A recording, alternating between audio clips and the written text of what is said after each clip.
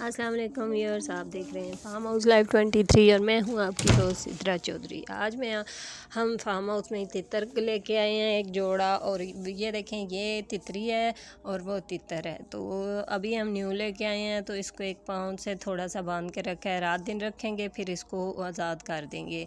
तो ये देखें ये डर नहीं रहे हैं बिल्कुल। जब मैं इनको कैमरा के लेके आ रही हूँ, पास से आ रहे हैं, ये बिल्कुल आराम से बैठे हुए हैं।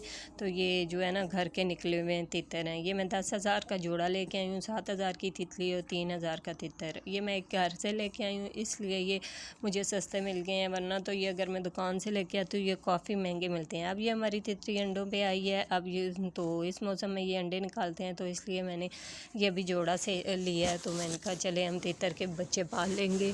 और तो हमारे साथ रहिएगा। अगर अगली वीडियो में इंशाल्लाह ये अंडे देगी तो फिर मैं इसको ऊपर मुर्गी की तरह अंडों पे बिठाऊंगी। तो जब फिर इससे बच्चे निकालेंगे, लेट्स सी कितने अंडे देती है और कितने बच्चे निकालती है। तो ये देखें कोई डर रही हैं, आराम से बैठी हुई हैं। तो मैंने इसको इसलिए भी बांधा है कि अगर ये आजकल में अंडा देती है तो कहीं फसल में, बाहर फार्म हाउस है तो फसल में ना दे दे। तो इसलिए thank you for watching my